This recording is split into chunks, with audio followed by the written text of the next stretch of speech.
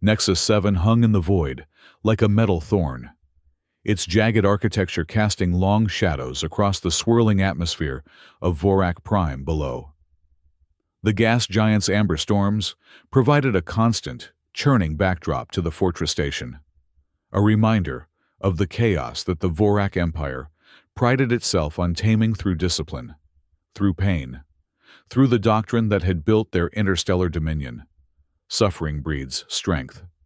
The year was 3254 A.U., nearly a millennium since humanity had first ventured beyond their solar system, and centuries since the Vorak had subjugated a dozen sentient species under their doctrine of controlled evolution through adversity.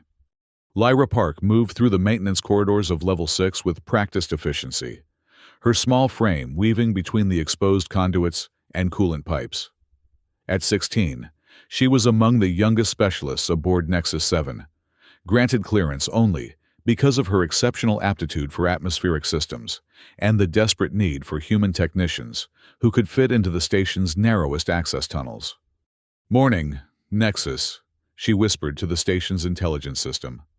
"Any interesting breakdowns today?" The station's monotone voice replied without inflection. "Maintenance Specialist Park, your schedule has been updated. Report to Level 7, Section Alpha. Atmospheric Control Junction 12B. Priority level, routine." Lyra's eyebrows rose slightly. Level 7 was unusual. She rarely got assignments above Level 5. Level 7 housed the classified research divisions, though she had no idea what specific projects were conducted there. Like most maintenance specialists, she knew only what she needed to know. Fix what's broken, don't ask questions, and never, ever deviate from protocols. "Acknowledged," she replied, tapping her wrist panel to accept the assignment. Her toolkit, a battered metal case covered in cheerful stickers she'd smuggled from the civilian quarter, bumped against her hip as she changed direction, heading for the security checkpoint. The Krellian guard at the Level 7 entrance towered over her, his exoskeletal ridges flexing as he scanned her credentials. "Purpose," he demanded, mandibles clicking with the natural aggression of his species. "Atmospheric filter repair in Section Alpha," Lyra replied, keeping her tone neutral and professional. Showing fear or hesitation around Krellians only triggered their predatory instincts. Another species the Vorak had molded through selective breeding programs into ideal enforcers. The guard grunted, waving her through after a biometric confirmation. "Don't deviate from your assigned corridor," he warned, voice like gravel. "Section Alpha has sensitive material." Lyra nodded and moved past, wondering what sensitive material might mean on a station where pain induction chambers and genetic manipulation labs were considered standard equipment. The corridor ahead was noticeably different from the lower levels, the metal walls smoother, the lighting more clinical, and security cameras placed at much closer intervals. Junction 12B was marked with a simple designation plate, but the airlock beside it was military-grade, designed to withstand significant force from within. Lyra hesitated before tapping her authorization, a flutter of apprehension in her stomach. The panel blinked green, and the first set of doors slid open. Inside the airlock, additional security protocols activated, including a full-body scan and atmospheric equalizer. Only after these completed did the inner door unlock with a pneumatic hiss. The chamber beyond was vast, much larger than the standard containment rooms she typically serviced. Dimly lit and filled with shadowy equipment she didn't recognize. The room's center featured a sunken pit surrounded by observation platforms. The atmospheric filters she was meant to repair were mounted high on the wall opposite the entrance, requiring her to cross the entire chamber. Lyra took 3 steps forward before she realized she wasn't alone. A low, rumbling vibration, not quite a growl, deeper than any sound she'd heard before, emanated from the pit. She froze, toolkit clutched against her chest. The maintenance directive hadn't mentioned any specimen containment protocols. Slowly, carefully, She approached the edge of the pit and looked down. What she saw stole her breath. The creature was massive, easily 3 times her height even in its current crouched position. 6 powerful limbs, 4 with articulated claws, and 2 ending in what appeared to be sensory appendages, supported a sinuous body covered in plates of obsidian-like armor. Its head was elongated, resembling a predatory reptile but with no visible eyes. Only a series of ridge-like sensory organs that pulsed with faint, silver bioluminescence. A shadow moor. She had heard whispers about them, apex predators from Kepler 442b, rumored to be so perfectly evolved that they felt no pain, feared nothing, and could adapt to nearly any environment given sufficient time. The Empire had been trying to capture one for decades for their weapons program. And now she was locked in a room with one. Lyra's heart hammered in her chest as she assessed her options. The emergency exit was on the far side, past the atmospheric filters she needed to repair. The creature appeared to be restrained by energy tethers anchored to its limbs, but she had no idea of their strength or reliability. The Shadow Moor's head tilted slightly, sensory ridges rippling as it detected her presence. The silver bioluminescence flickered, patterns shifting in what seemed like discomfort. Lyra forced herself to breathe normally, remembering her xenobiology classes. Predators could sense fear, but something seemed off about the creature's behavior. It wasn't displaying aggression. It was shifting restlessly, as if trying to escape something other than its restraints. Her eyes darted to the atmospheric control panel near her position. The readings made her frown. The temperature was cycling erratically between hot and cold. The humidity levels were spiking far beyond comfortable parameters for most species. And there was a trace gas mixture that seemed deliberately designed to cause irritation. Someone was making the chamber's environment deliberately uncomfortable. Lyra glanced between the control panel and the creature. According to her assignment, she was only supposed to replace a filter component, not adjust environmental settings. But the Shadow Moor's bioluminescence was pulsing in patterns that reminded her of distress signals used by Altarian light communicators. She bit her lip, internal conflict warring within her.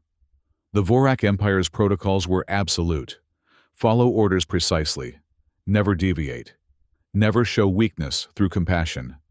She had seen maintenance workers demoted, or worse, for unauthorized adjustments. But those patterns, they were unmistakably expressions of discomfort. "This is stupid," she muttered to herself, fingers already flying over the control panel. "I'm just optimizing the system while I work. That's all." She adjusted the temperature to a stable reading, based on what little she knew about Kepler 442b's climate, reduced the humidity to natural levels, and filtered out the irritant compounds. The system accepted her override without question, her maintenance credentials giving her temporary authority over environmental functions. As the atmosphere gradually stabilized, the Shadow Moor's restless movement slowed. Its massive head rose, sensory ridges turning toward her position. The silver bioluminescence shifted from rapid, erratic pulses to slower, more rhythmic patterns. Lyra held her breath, wondering if she'd made a terrible mistake. But the creature simply settled into a more relaxed posture, its limbs arranging themselves in what seemed like a more natural configuration. Taking advantage of the moment, she hurried to the filter assembly and began her actual assigned task, keeping one eye on the pit. The Shadow Moor tracked her movements, but made no aggressive gestures. If anything, it seemed curious. When she finished the repair, Lyra hesitated before restoring the previous environmental settings. The creature was calm now, its bioluminescence steady. Returning it to discomfort seemed needlessly cruel. "I'll be in trouble if they notice," she whispered to herself, then made her decision. She logged the repair as complete, but left the environment stable, hoping the change would be attributed to the filter replacement. With a final glance at the Shadow Moor, whose head was still turned in her direction, she exited through the airlock, heart pounding with the small rebellion she'd just committed. Little did she know that every moment in that chamber had been observed, recorded, and was already being analyzed by the architects of the Empire's most ambitious weapons project. Commander Zathar stood motionless before the observation screens, his tall, angular frame draped in the midnight blue of Vorak High Command. His pale skin, almost translucent over the sharp cheekbones that characterized pure Vorak lineage, caught the blue light of the displays as they replayed the maintenance specialist's interaction with the specimen. "Explain," he said, his voice precisely modulated to convey maximum authority with minimum emotion, a skill cultivated through decades of military conditioning. Dr. Helix, the station's lead xenobiologist, blinked her 4 eyes in sequence, a nervous tic she'd never managed to suppress despite her Qian's heritage of emotional control. "The human made unauthorized environmental adjustments," she stated, mandibles clicking as she consulted her datapad. "Temperature stabilized, irritants removed, humidity reduced to standard levels." "And the specimen's response?" Zathar prompted, eyes fixed on the Shadowmoor's changed behavior. "Unprecedented." Helix manipulated her console, bringing up comparative bioscan readings. Aggression markers decreased by 63%. Stress hormones, or their equivalent, dropped to baseline for the first time since capture. Most notably, the neural activity in its sensory ridges showed patterns we've never recorded before. Warden Grohl, the Krellian security chief, growled low in his throat, the sound vibrating through his exoskeletal plates. "Weakness," he spat. "The human showed weakness through comfort. She should be disciplined." Commander Zathar raised one slender hand, silencing the Krellian. "Results matter more than methods. Warden, for 3 months, your pain stimuli have produced nothing but resistance. This accident has given us the first positive response." He turned to Dr. Helix. "I want to know why." The maintenance specialist's credentials identify her as Lyra Park, human, age 16 standard years. Helix reported. Transferred to Nexus 7-8 months ago from the Civilian Engineering Academy on Tau Ceti Prime.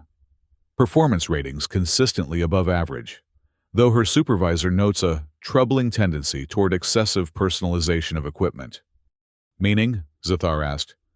"She puts decorative stickers on her tools," Helix explained, clearly puzzled by the human behavior. "And names some of her equipment." Zathar's expression remained impassive, but a slight tightening around his eyes betrayed irritation at such irrelevant details. "Send her back tomorrow. Same assignment, full surveillance. I want to know if this response was anomalous or reproducible." "Commander," Warden Grohl objected, mandibles flaring. "Continuing the pain conditioning protocol would continue to yield no results." Zathar cut him off. "The Empire values efficiency above all. Warden, if comfort proves more effective than pain with this specimen, we will use comfort." The words felt foreign in his mouth, almost heretical against the doctrine that had guided his entire military career. But Zathar had not risen to command by being inflexible. The Shadowmoor project represented the future of the Empire's bioweapons division. If success required unconventional methods, he would employ them and take the credit when they succeeded. "Dr. Helix, prepare additional monitoring equipment. I want neural mapping, hormonal analysis, and full-spectrum recording of those bioluminescent patterns," he ordered. "Warden Grohl, the human girl is not to know she's part of an experiment. Maintain the illusion of routine maintenance requirements." As his subordinates hurried to comply, Zathar studied the frozen image of the Shadowmoor's relaxed posture after the human's adjustments. "Interesting," he murmured to himself. "Perhaps there are vulnerabilities we haven't considered." The next morning, Lyra was surprised to receive another assignment to Level 7, Section Alpha. The notification on her wrist panel specified another atmospheric system check, Unusual considering yesterday's repair. Should have resolved any issues. Must be important if they're double-checking, she muttered to her toolkit as she made her way through the security checkpoint. The same Krellian guard processed her credentials, though his manner seemed even more brusque than before. This time, knowing what awaited her. Lyra entered the chamber with less trepidation. The Shadow Moor was in the same position as when she'd left, though it immediately stirred when she entered, sensory ridges orienting toward her, with what seemed like recognition. She approached the edge of the pit cautiously, noting that the environmental settings she had adjusted remained unchanged. Good. Perhaps no one had noticed her unauthorized modifications. "Hello again," she said softly, not expecting the creature to understand, but feeling awkward in the silence. "Just checking your air filters again. Don't mind me." The Shadow Moor's head tilted, ridges rippling in a pattern that almost resembled curiosity. Its massive body shifted, and Lyra noticed that one of the energy tethers appeared to be causing irritation where it connected to a front limb. The skin beneath the attachment point was discolored and swollen. Frowning, she checked her work order. It mentioned nothing about the restraint system, which was well outside her maintenance jurisdiction. But the creature's discomfort was obvious, and its seemingly calm behavior toward her encouraged a boldness she might not otherwise have felt. Lyra glanced at the cameras, wondering if anyone was watching. There were procedures for reporting issues outside her assignment parameters, but they involved lengthy documentation and often resulted in no action for days. The creature was suffering now, making a decision that part of her knew was foolish.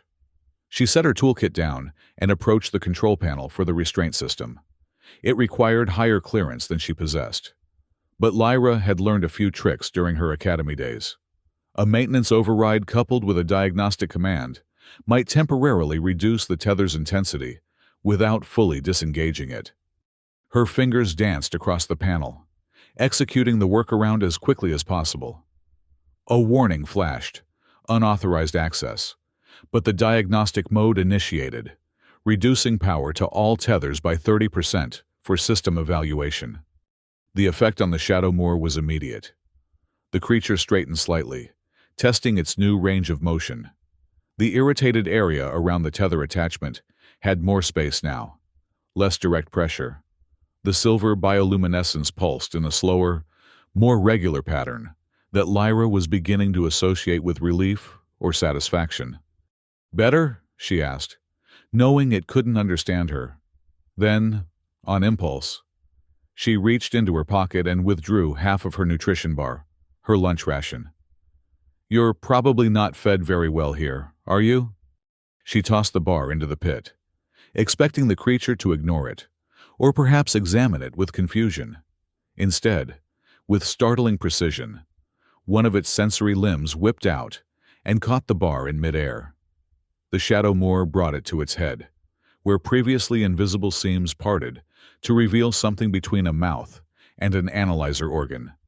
The nutrition bar disappeared. Lyra couldn't help but smile. "You're welcome." She proceeded with her supposed filter check, though there was clearly nothing wrong with the system. As she worked, she found herself talking softly to the creature, explaining what she was doing, commenting on the station's bland food, even sharing a complaint about her cramped quarters. The one-sided conversation felt oddly natural, especially when the Shadow Moor's head followed her movements, its ridges rippling in patterns that almost seemed responsive. When she finished her unnecessary maintenance check, Lyra hesitated by the control panel. The diagnostic mode would eventually time out, returning the tethers to full power. With another glance at the cameras, she executed a secondary command that would extend the diagnostic cycle for 24 hours, the maximum allowed without supervisor authorization.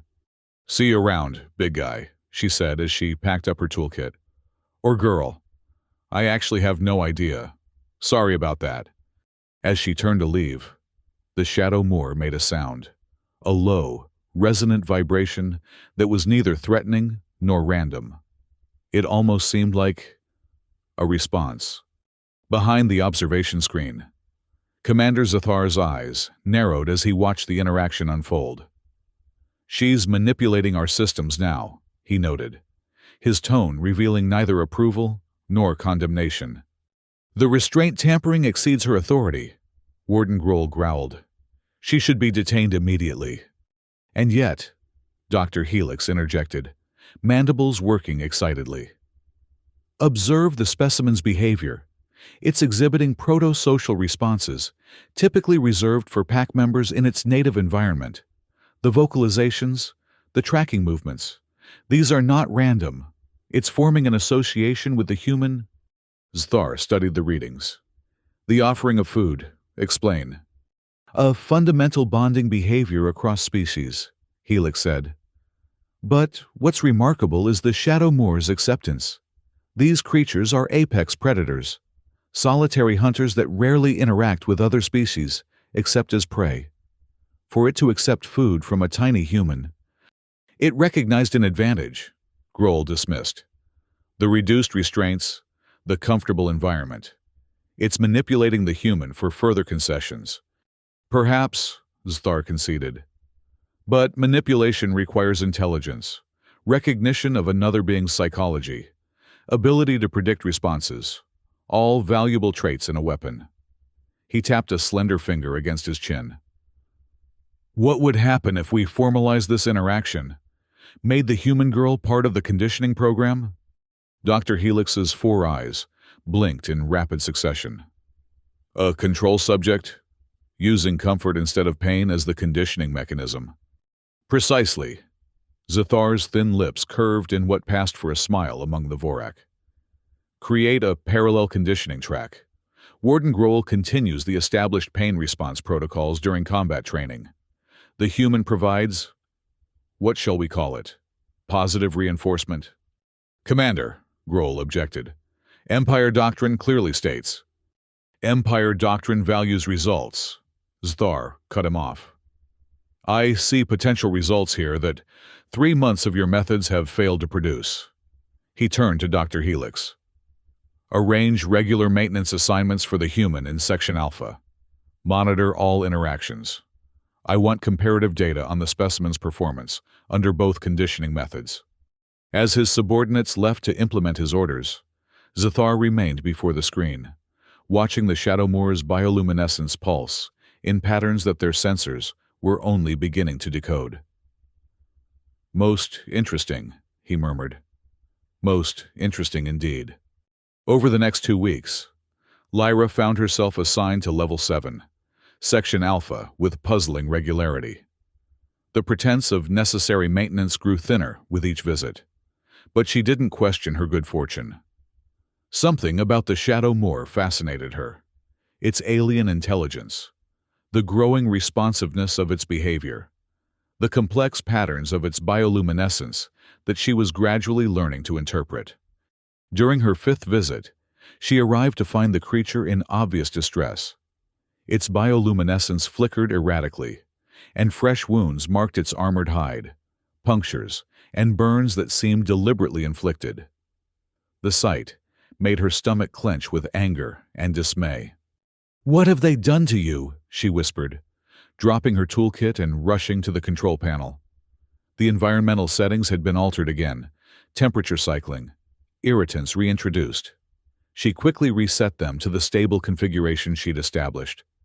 The Shadow Moor's head lifted at her voice, sensory ridges extending in her direction.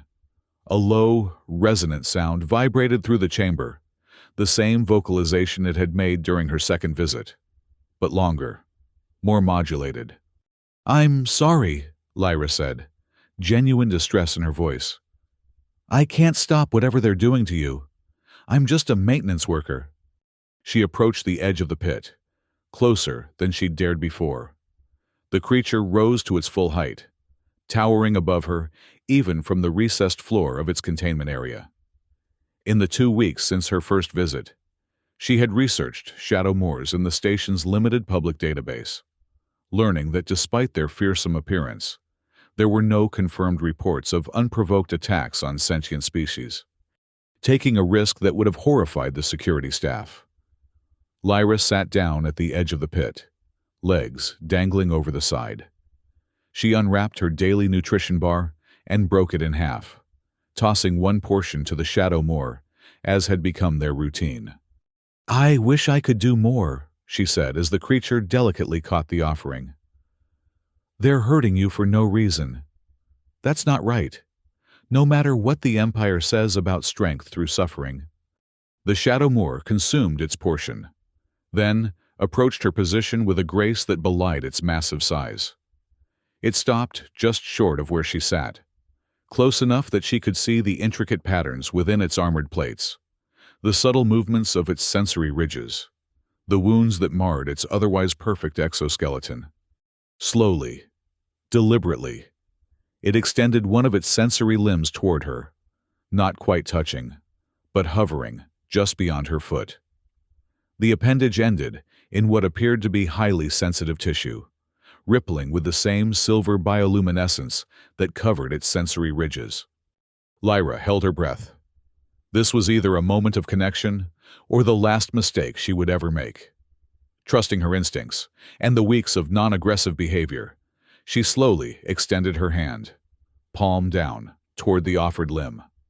The touch, when it came, sent a strange tingling sensation up her arm. The shadow moor's sensory tissue felt like living silk, warm and vibrating with subtle energy. The creature's bioluminescence pulsed in a pattern she'd never seen before. Slower, more deliberate, almost peaceful. "Hello," she whispered, fighting tears she couldn't fully explain. "My name is Lyra." The moment was shattered by the sudden blaring of an alarm. Red lights flashed throughout the chamber as a mechanical voice announced, "Containment breach protocol activated. Security personnel to Section Alpha immediately." Lyra jerked her hand back, scrambling to her feet. "I'm sorry," she gasped, backing toward the airlock. "I didn't mean to cause trouble." The shadow moor withdrew its limb, settling back into its containment area. Its bioluminescence shifted to a pattern that somehow conveyed understanding. Or, so Lyra wanted to believe, as the airlock sealed behind her, and she found herself surrounded by Krellian security officers, their weapons trained on her. "Maintenance Specialist Park," the lead officer stated. "You are ordered to report to Commander Thar immediately." Lyra's heart sank. She had finally crossed a line that couldn't be ignored. As the guards escorted her through corridors she'd never accessed before, she mentally prepared for the worst. Demotion, reassignment, possibly even more severe discipline under the Empire's harsh regulations. The commander's office was austere to the point of emptiness. A single desk, 2 chairs, and a wall of monitors displaying various sections of the station. Commander Thar himself stood with his back to the door, hands clasped behind him, his tall frame silhouetted against a viewport that framed the swirling storms of Vorak Prime. "Maintenance Specialist Park," he said without turning. "You have been making unauthorized adjustments to critical research environments, tampering with security systems, and most recently, initiating physical contact with a Class 5 dangerous organism." Lyra swallowed hard but lifted her chin. "Yes, sir." Now Zathar turned, his pale, angular face unreadable. "Explain yourself." She considered lying, claiming technical justifications for her actions, but something told her the commander already knew everything she had done. "The creature was in distress," she said simply. "The environmental settings were causing unnecessary suffering. The restraints were creating wounds. I just tried to help." "Help," Zathar repeated, as if tasting an unfamiliar word. An interesting concept to apply to a specimen being conditioned as a weapon. "It's intelligent," Lyra protested, forgetting her place in her passion. "It understands. It communicates. Hurting it doesn't make it stronger. It just makes it suffer." The commander studied her with unnerving intensity. "And how would you know what makes this creature stronger, Specialist Park? Do you have expertise in xenobiology that your file fails to mention? Or in military conditioning protocols?" "No, sir," she admitted. "But I know that since I started helping it, the Shadow Moor has been calmer, more responsive. It recognizes me. It communicates in its own way. Indeed. Zathar activated one of his monitors, displaying biometric data she couldn't interpret, alongside video of her interactions with the creature. Our research team has noted the same patterns. In fact, the specimen's performance metrics during cognitive testing have improved 37% since your first unauthorized intervention. Lyra blinked, surprised. They have? Which presents me with an interesting dilemma. Sthar began pacing, hands still clasped behind his back. Empire doctrine dictates that strength arises from adversity, that the forging of perfect weapons requires the application of perfect pain. Yet here, we have empirical evidence suggesting an alternative path may yield superior results with this particular species. He stopped before her, looming in a way that reminded her uncomfortably of the security officers. You will be reassigned to the Xenobiological Combat Enhancement Program, Section Alpha, effective immediately. Your new designation is Conditional Response Specialist. You will work under Dr. Helix's supervision to continue your interaction protocols with the specimen. Lyra's jaw dropped. I'm not being punished? That depends entirely on results. Specialist Park, Zathar said coolly. If your methods continue to show promise, they will be documented, analyzed, and potentially incorporated into future conditioning programs. If they fail. He let the implication hang in the air. I understand, she said, trying to process this unexpected turn. But I need to know, will they stop hurting it, the Shadow Moor? Zathar's expression hardened slightly. The specimen will continue to undergo standard combat conditioning under Warden Grohl during designated training periods. Your interactions will serve as a control group, a comparative study of methodologies. Lyra's heart sank. But that's the best offer you will receive. Sthar cut her off. And far more than most would get after the security violations you've committed. Accept it, or face standard disciplinary measures.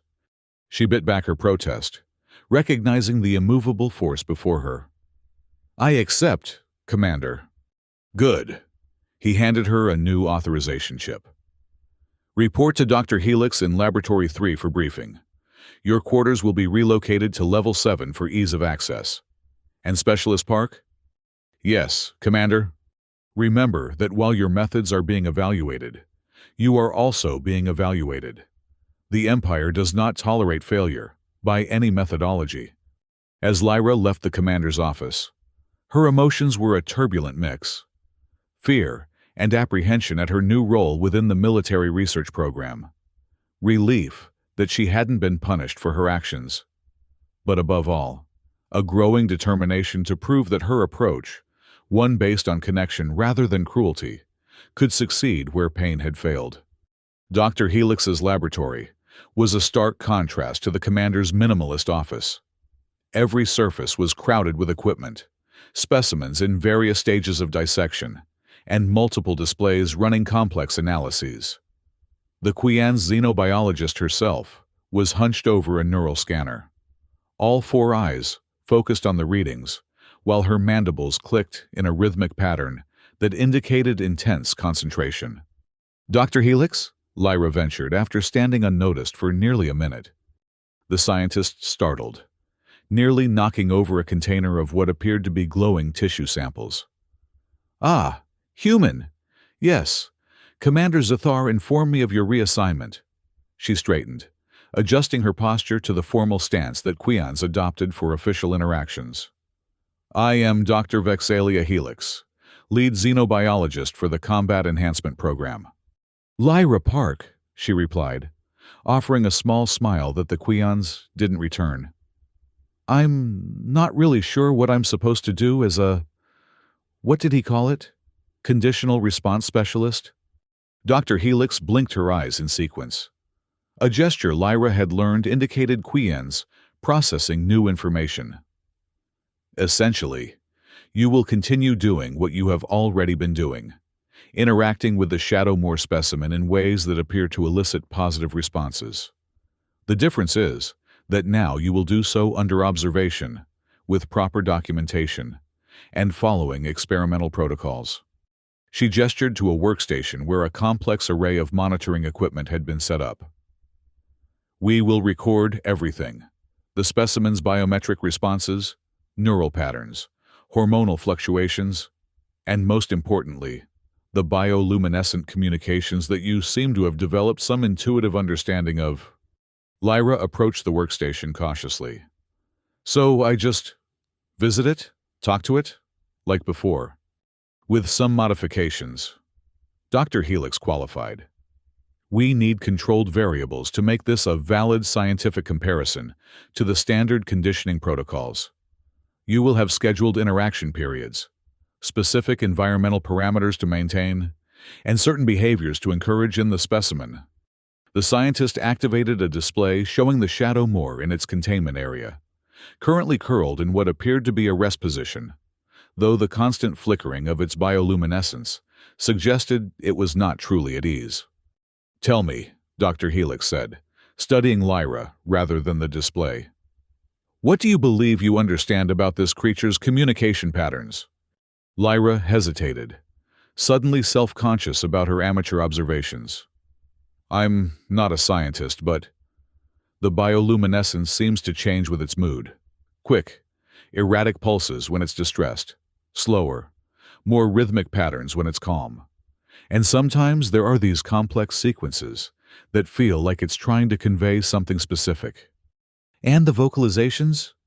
Those are newer, Lyra admitted. It only started making sounds during my third visit. They seem deliberate, different tones and durations depending on what's happening. Dr. Helix's mandibles clicked rapidly, a sign of excitement among Quians. Fascinating. We've been monitoring these patterns for months without recognizing their communicative intent. Perhaps because our approach has primarily elicited stress responses rather than the full spectrum of potential expressions. She turned back to her scanner, adjusting settings. Your first official session begins in 2 hours. Use this time to familiarize yourself with the monitoring equipment. You will wear these sensors. She handed Lyra what looked like a thin circlet. To track your own biological responses during interactions, the comparison between your patterns and the specimens may provide valuable insight into the synchronization phenomenon we've observed. As Lyra examined the sensor array, a question nagged at her.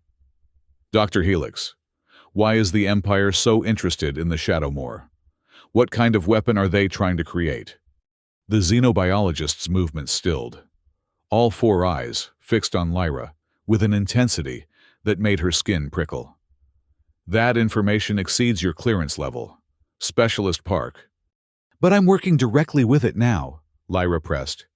Shouldn't I know what the end goal is? Dr. Helix seemed to consider this, mandibles working slowly. The Shadowmoor possesses unique biological characteristics that the Empire wishes to harness.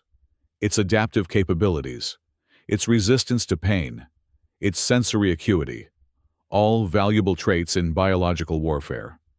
They want to replicate these traits in soldiers? Lyra guessed. Among other applications, Dr. Helix said vaguely. But that is all I can share. Focus on your assignment, Specialist Park. Your role is to establish communication and compliance through your methods. Leave the broader implications to those with the authority to consider them. The warning was clear, and Lyra nodded her understanding. But as she familiarized herself with the monitoring equipment, her mind raced with the implications of what she was now officially part of, a military program developing biological weapons. The ethical complexities made her stomach churn. But one thought kept her focused. Whatever the Empire's ultimate goals, her presence might at least reduce the Shadowmoor's suffering. 2 hours later, Lyra entered the containment chamber for her first official session. The Shadowmoor's reaction was immediate. It rose from its resting position, sensory ridges extending toward her, bioluminescence shifting to the steadier pattern she'd come to associate with recognition. "Hello again," she said, conscious of the sensors recording her every word, every heartbeat, every subtle change in her body chemistry. "I'm officially assigned to work with you now. Not sure if that's good news or bad news for either of us."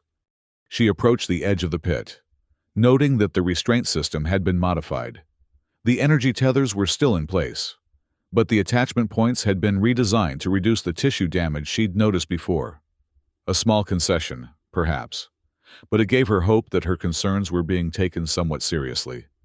Following Dr. Helix's instructions, Lyra began the session with simple presence, sitting near the edge of the pit, talking softly about neutral topics, establishing the calm environment that seemed to benefit their interactions. The Shadow Moor settled into a more relaxed posture, its massive body arranged in what she now recognized as a non-threatening configuration.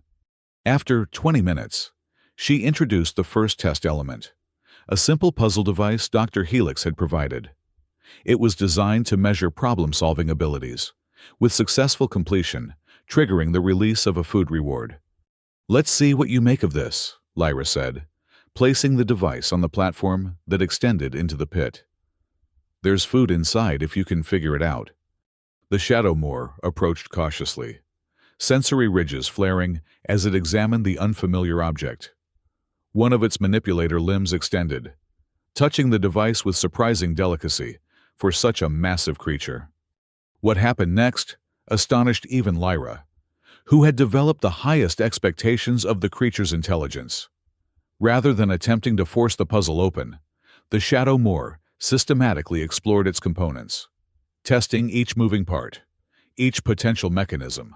Within minutes, it had identified the correct sequence and triggered the release, claiming the food reward with a precise movement of its sensory limb. "That was amazing!" Lyra exclaimed, genuinely impressed. "You're absolutely brilliant, aren't you?" The Shadow Moor's bioluminescence pulsed in a pattern she hadn't seen before, rapid but organized, almost like a cascade of light flowing across its sensory ridges. It made that resonant vocalization again, longer and more modulated than previously. On impulse, Lyra imitated the sound as best she could, a poor approximation with her human vocal cords, but recognizable in rhythm, if not in depth.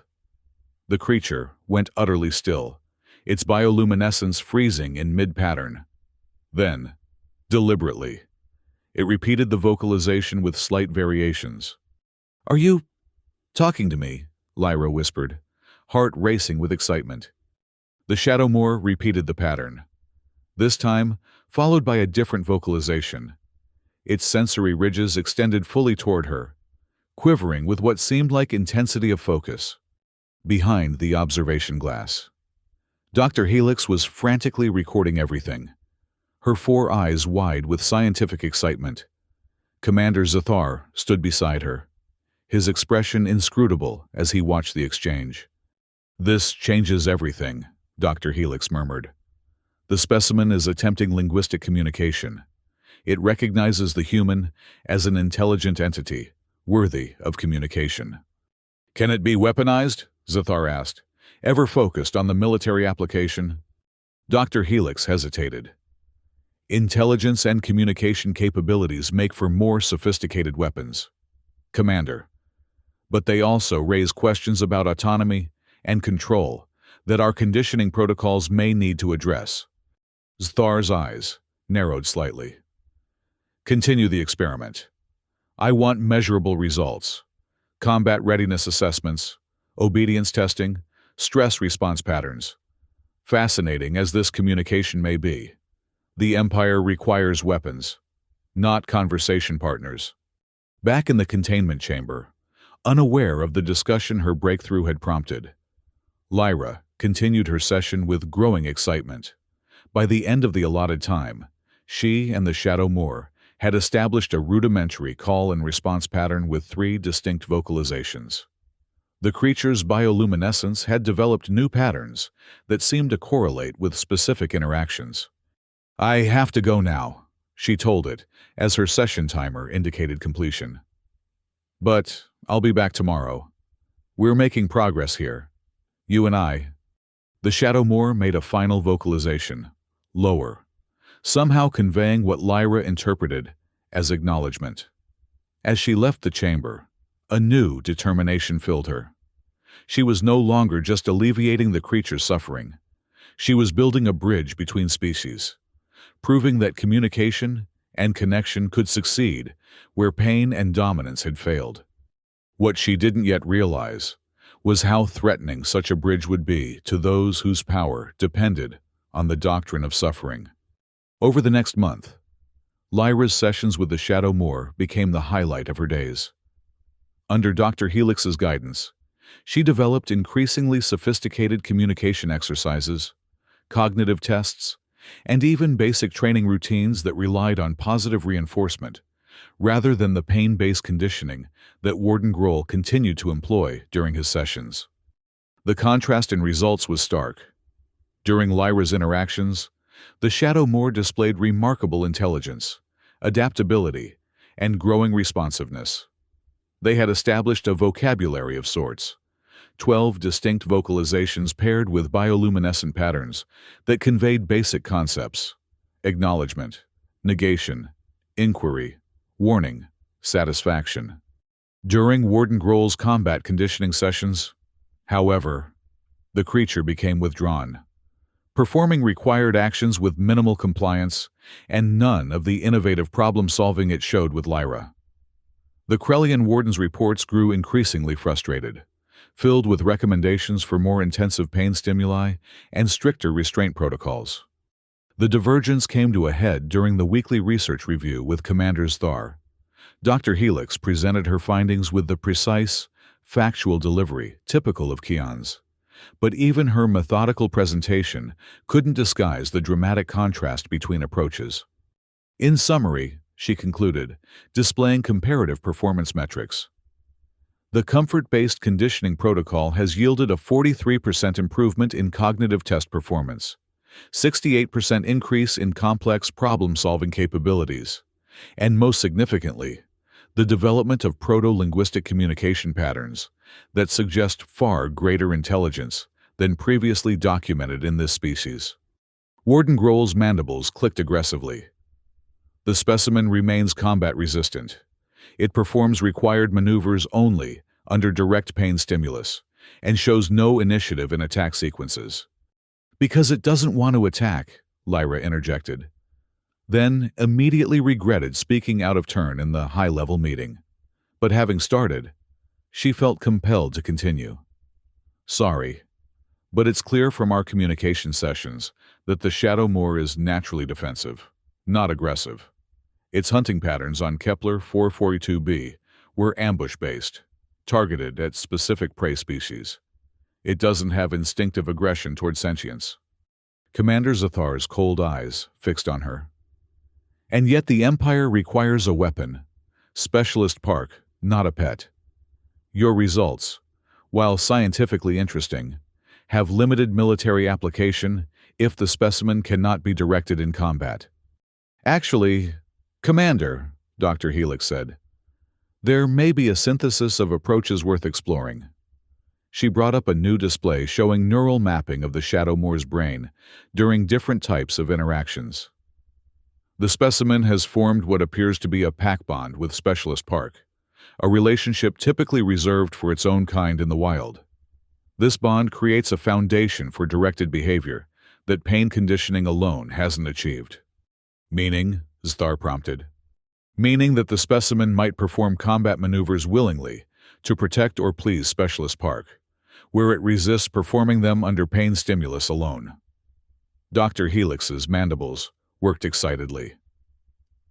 "I propose a demonstration in Combat Arena 3, a controlled environment where we can test the specimen's responsiveness to Park's direction during simulated combat scenarios."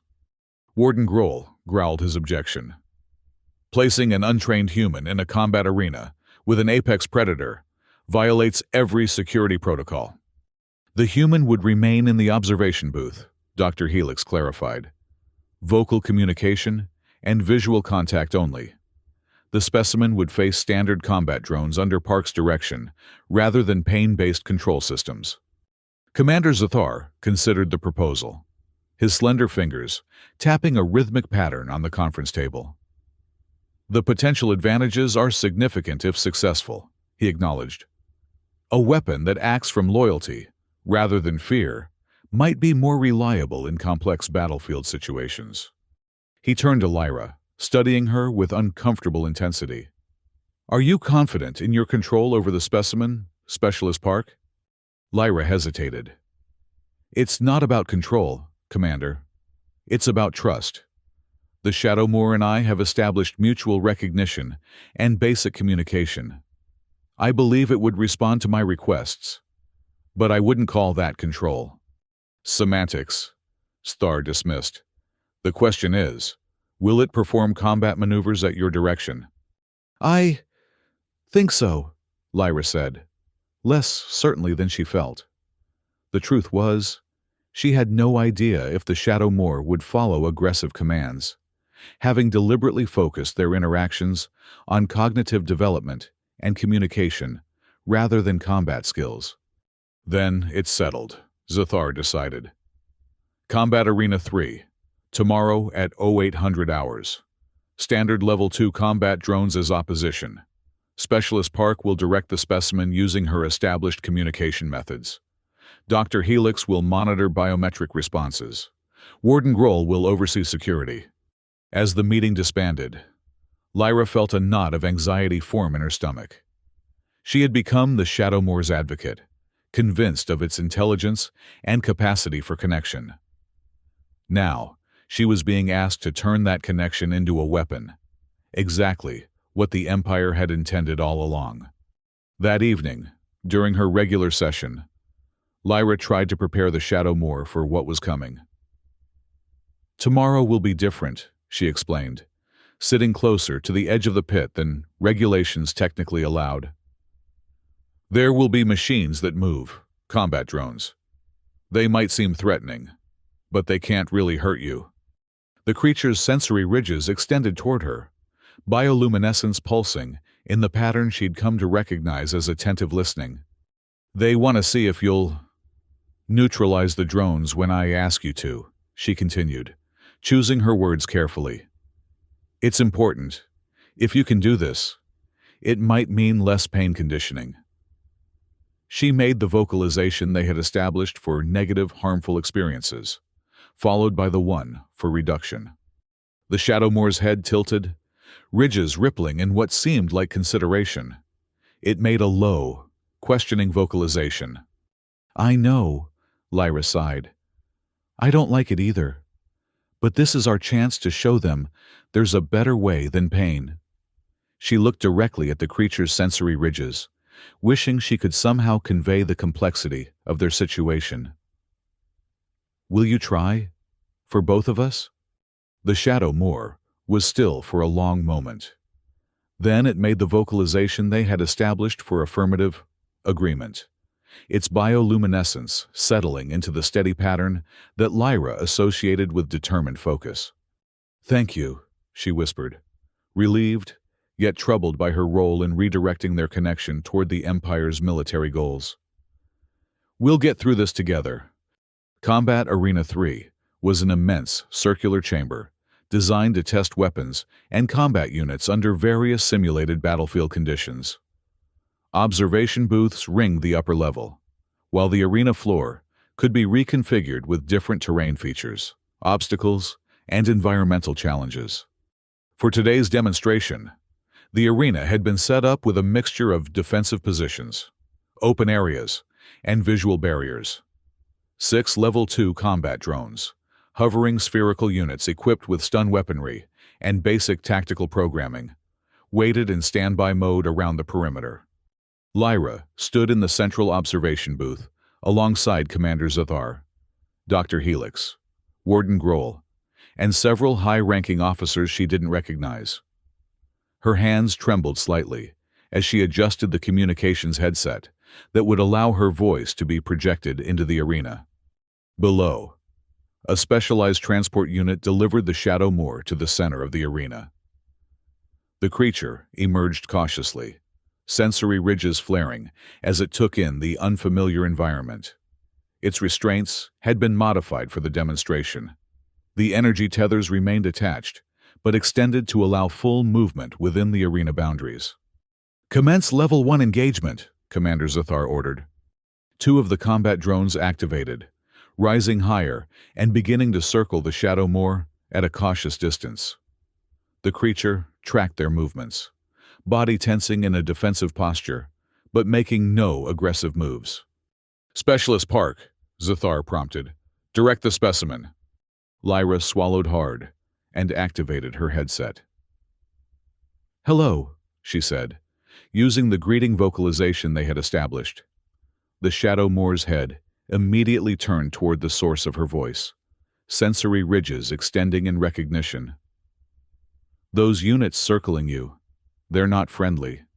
She used their vocalization for threat danger, followed by the one they had developed for action, movement. The Shadow Moor's posture shifted subtly, becoming more alert, but still, it made no move toward the drones. "It's hesitating," Warden Grohl observed with evident satisfaction. "As I predicted, without pain stimulus, it lacks combat motivation." Lyra frowned, considering their communication limitations. "I need to be more specific," she murmured, then spoke clearly into the headset. "Shadow Moor," she began, using the Empire designation for lack of a more personal name. "Those units will try to hurt you. You need to disable them first." She combined their vocalizations for threat, protection, and action, creating a new compound communication. The Shadow Moor's bioluminescence pulsed rapidly as it processed this information. One of the drones fired a warning shot, a low-power stun blast that struck the ground near the creature's position. The effect was instantaneous. The Shadow Moor moved with shocking speed, its 6 limbs propelling it in a blur of motion that even the high-speed cameras struggled to track. It caught the first drone in midair, crushing it with a single powerful grip. Then, used the momentum to launch itself toward the second. The observation booth fell silent as they watched the creature dispatch the drones with surgical precision. It wasn't just raw strength and speed. The Shadow Moor was displaying tactical awareness, using terrain features for cover, anticipating the drone's programmed responses, and conserving energy with efficient movements. "Impressive," Commander Zathar murmured. "Increase to Level 2 engagement." The remaining 4 drones activated simultaneously, their threat assessment protocols now recognizing the Shadow Moor as a high-priority target. They spread out, coordinating their movements to surround the creature from multiple angles. Lyra leaned forward, concerned about the escalation, but fascinated by the Shadow Moor's response. The creature had taken a central defensive position, sensory ridges extended to track all approaching threats. Its bioluminescence had shifted to a new pattern, rapid, coordinated pulses that seemed to correlate with the drone's movements. "It's analyzing their attack patterns," Dr. Helix observed, mandibles clicking with excitement. "Look at the neural activity spikes. It's predicting their coordination algorithm." As if to confirm her assessment, the Shadow Moor suddenly changed tactics. Rather than engaging the drones directly, it began manipulating the environment, knocking over barriers to block sensor paths, creating choke points that forced the drones into predictable trajectories. Within minutes, it had neutralized all 4 units using minimal energy expenditure and sustaining no damage. After each successful maneuver, the creature paused briefly, sensory ridges oriented toward Lyra's position in the observation booth, as if seeking confirmation.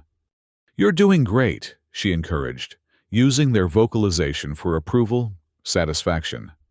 The Shadow Moor's bioluminescence pulsed in what she now recognized as pleasure, the same pattern it displayed when solving particularly challenging puzzles during their sessions. "Maximum engagement," Commander Zathar ordered, his voice betraying a hint of excitement that broke through his usual control. Deploy the Level 3 units with live weaponry. Warden Grohl's mandibles flared in alarm. Commander, Level 3 units are designed for elite combat training. The weapons will provide a genuine test of the specimen's capabilities. Zdar completed firmly. Proceed. Lyra felt her heart rate spike with anxiety. Commander, we haven't prepared for this level of... Your concern is noted. Specialist Park. Zdar cut her off. Continue direction of the specimen. A panel opened in the arena floor, releasing 3 larger, more heavily armored drones. Unlike the spherical units, these were anthropomorphic, with articulated limbs, advanced targeting systems, and weapon arrays that included actual projectile launchers rather than just stun capabilities. The Shadow Moor sensed the difference immediately. Its posture lowered, becoming more predatory, more reminiscent of the apex hunter it had evolved to be.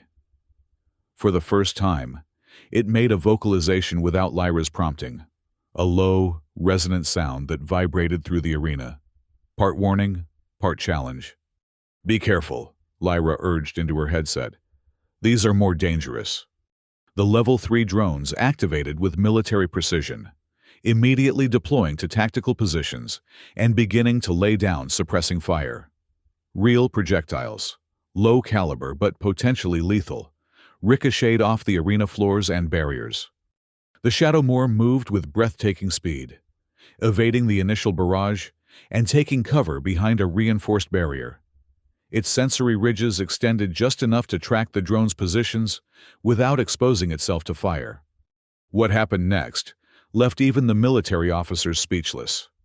Rather than simply reacting defensively, the Shadow Moor executed a coordinated counterattack that displayed not just animal instinct, but strategic thinking. It used acoustics to mislead the drone's audio sensors, created visual distractions by dislodging loose materials from the arena walls, and systematically isolated each drone for individual neutralization. Each time it dispatched a unit, the creature glanced toward Lyra's position, as if confirming it was performing as requested. Its bioluminescence pulsed in patterns that correlated with its tactical decisions, a visible manifestation of its thought processes. When the final drone lay disabled, the Shadow Moor returned to the center of the arena, assuming a non-aggressive posture. Its sensory ridges oriented directly toward the observation booth, bioluminescence steady and waiting. The silence in the booth was profound. Even Warden Grohl seemed unable to formulate an objection to what they had just witnessed. Dr. Helix was the first to speak, her scientific detachment momentarily overcome by wonder. Extraordinary. Not just combat effectiveness, but tactical innovation, environmental manipulation, and continual feedback-seeking behavior. It wasn't just fighting. It was demonstrating its capabilities to us. To her. She gestured toward Lyra. Commander Zathar's expression remained controlled, but his voice held new respect as he addressed Lyra. Your methods have produced results that 3 months of standard conditioning failed to achieve. Specialist Park, the Empire values effectiveness above all else. He turned to the assembled officers. Gentlemen, I believe we have witnessed the future of the Xenobiological Combat Enhancement Program. As the military personnel discussed the implications, Lyra remained focused on the Shadow Moor, waiting patiently in the arena below. Its demonstration of both power and restraint, intelligence and obedience, filled her with conflicting emotions, pride in their connection, in what they had accomplished together, but also deep unease about how that connection would now be exploited for military purposes. You did wonderfully, she said softly into her headset, using their vocalization for strong approval. The Shadow Moor's bioluminescence brightened in response, pulsing in the pattern she associated with satisfaction. In that moment, looking at the creature that had responded to kindness where it had resisted pain, Lyra made a silent promise. Whatever the Empire planned to do with the Shadow Moor, she would continue to be its advocate, its connection to compassion in a system built on cruelty. Little did she know how soon that promise would be tested, or how far-reaching its consequences would become. The demonstration's success triggered a fundamental shift in the Xenobiological Combat Enhancement Program. Commander Zathar, recognizing the superior results of Lyra's approach, ordered the immediate implementation of what he termed advanced conditioning protocols across all Shadowmoor research facilities. He carefully avoided terms like comfort or empathy in his reports to Empire High Command, instead framing the new methodology as a sophisticated exploitation of the species' pack-bonding vulnerabilities. For Lyra, the weeks following the arena demonstration brought both improvements and new challenges. She was promoted to lead conditional response specialist, given expanded access to research data, and assigned private quarters adjacent to the Shadowmoor's newly enlarged containment area, now designated Alpha 7, and redesigned with environmental features that better approximated the creature's native habitat. Most importantly, the pain conditioning sessions under Warden Grohl were gradually phased out, replaced by training exercises based on the communication and trust she had established with the Shadowmoor. The creature's physical condition improved dramatically without the constant stress of pain stimuli, its armored hide regaining a healthy luster, its movements becoming more fluid and natural. But with these improvements came heightened expectations. The Empire wasn't interested in the Shadowmoor's welfare, only in its potential as a weapon. Daily combat simulations grew more complex, training scenarios more demanding. Lyra found herself walking a delicate line between cooperating with the military program and protecting the creature's well-being. "They're pushing too hard," she confided to Dr. Helix 6 weeks after the demonstration, as they reviewed biometric data from the latest training session. 3 combat simulations in one day is exhausting, even for the Shadowmoor. Its recovery patterns are showing strain. The Qian scientist's mandibles worked thoughtfully as she studied the readings. "The data supports your assessment. Cognitive performance diminishes by 17% in the 3rd daily session, with corresponding drops in reaction time and decision quality. Can you help me convince Commander Zathar to modify the schedule?" Lyra asked, hopeful that scientific evidence might succeed where her concerns alone had failed. Dr. Helix's 4 eyes blinked in their sequential pattern. "I will present the performance metrics," she agreed. "But you should understand that the commander's perspective differs fundamentally from yours, Specialist Park. Where you see a sentient being requiring rest and consideration, he sees a weapon system requiring optimal maintenance for peak performance." "But that's my point," Lyra insisted. "Overtraining is reducing performance, not enhancing it." "True," Dr. Helix acknowledged, "which is why the commander may be persuaded on practical grounds, if not ethical ones." Her assessment proved accurate. When presented with clear evidence that the intensive training schedule was counterproductive, Commander Zathar readily approved a modified regimen that included more recovery time between combat simulations. Not out of concern for the Shadowmoor's comfort, but to maximize its effectiveness as a weapon. This pattern repeated itself across multiple aspects of the program. Lyra advocated for improvements to the Shadowmoor's conditions, better nutrition, environmental enrichment, more varied cognitive challenges, always framing her requests in terms of performance optimization rather than ethical considerations. And each time, when supported by Dr. Helix's meticulous data, Commander Zathar approved the changes with clinical detachment. Meanwhile, Lyra's connection with the Shadowmoor deepened beyond anything the research team had anticipated. Their rudimentary communication system expanded to encompass dozens of vocalization bioluminescence combinations, allowing increasingly complex exchanges.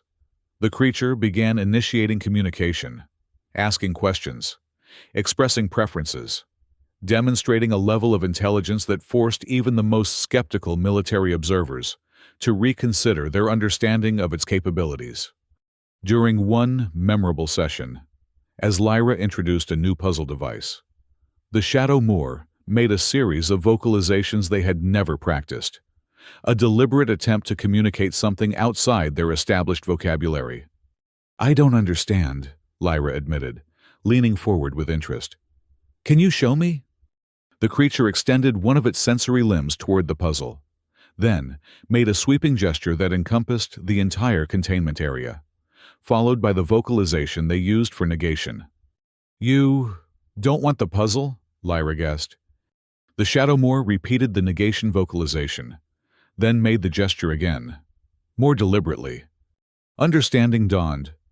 "You don't want to be here, in containment."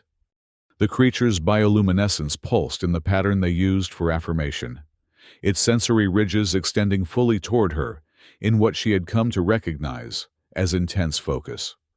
The moment struck Lyra with unexpected force. Of course the Shadow Moor didn't want to be captive. What intelligent being would? Yet somehow, in her focus on improving its conditions, on building their communication, on protecting it from the worst of the Empire's methods, she had pushed aside the fundamental reality. She was helping maintain a system that kept a sentient creature imprisoned for military purposes. "I'm sorry," she said softly, knowing the words were inadequate. I wish things were different." The Shadow Moor studied her for a long moment, its sensory ridges rippling in a pattern she hadn't seen before.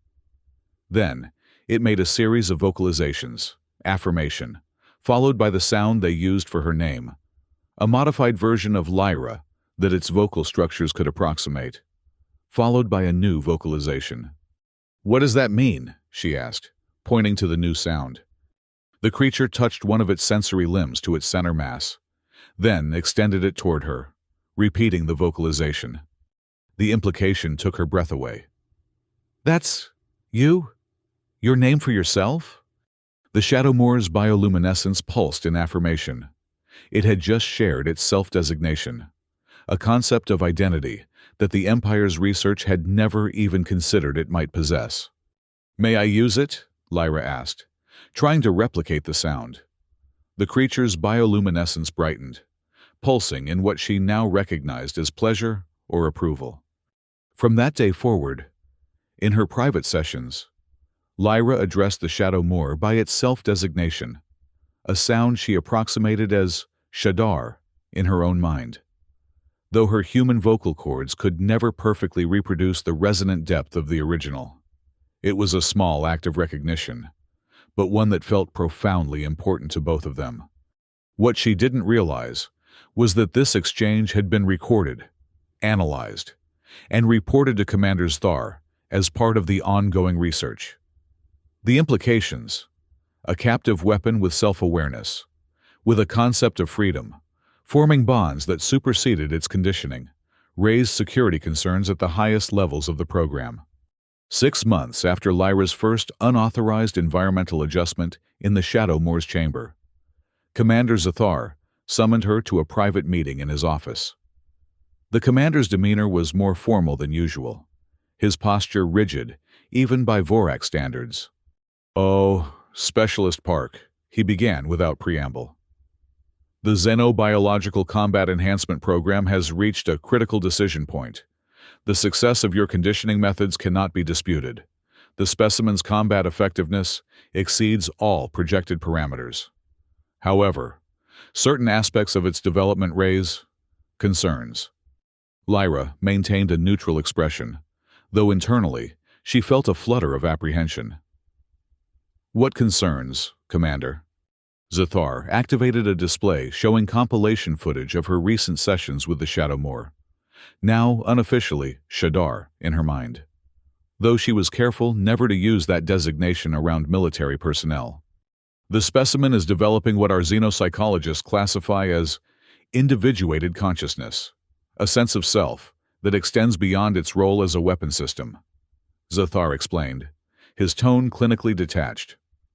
"While this intelligence enhances its tactical capabilities, it also introduces potential control variables that the Empire finds problematic." "I'm not sure I understand," Lyra said carefully. Zathar's pale eyes fixed on her with uncomfortable intensity. Let me be direct. Specialist Park. The Empire requires weapons that obey without question. The attachment the specimen has formed with you creates a loyalty that supersedes standard command structures. In simple terms, it obeys you, not the Empire. But that's been the foundation of our entire approach, Lyra protested. The trust relationship is what makes the conditioning effective. Indeed, Zthar acknowledged. Which is why the program's next phase has been designed to address this limitation while preserving the benefits of your methodology. He activated a new display, showing a military training facility, much larger than their current research station. The Xenobiological Combat Enhancement Program is being expanded. 20 new human specialists are being recruited and trained in your conditioning protocols. Each will be assigned to a Shadow Moor specimen, replicating your approach under standardized conditions. Lyra blinked in surprise. You've captured more Shadow Moors? The Empire has allocated significant resources to this program following your demonstration of the species' potential, Zthar confirmed. Acquisition teams on Kepler 442b have secured 17 additional specimens of varying ages and physical development. The news sent a chill through Lyra. 17 more intelligent, sentient beings captured and imprisoned for weapons research, all because she had shown how effectively they could be conditioned through connection rather than pain. Your role in this expansion will be critical, Zthar continued, oblivious to her dismay. You will serve as training coordinator for the human conditioning teams, standardizing the methods you've pioneered so they can be replicated across the program.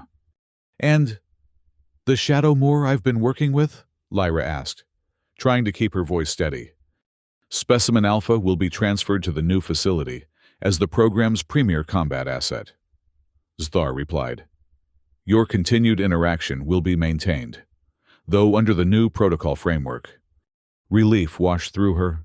At least she wouldn't be separated from Shadar. But that relief was quickly tempered by the larger implications of what Zthar was describing. An entire program built around exploiting the capacity for connection that she had discovered, weaponizing empathy on an industrial scale. When does this transition begin? She asked, mind racing as she tried to process the implications. Immediately, Zthar said. You will depart for the new facility on Vorak Prime in 3 days. Until then, maintain your current session schedule with Specimen Alpha. Dr. Helix will brief you on the transfer protocols tomorrow.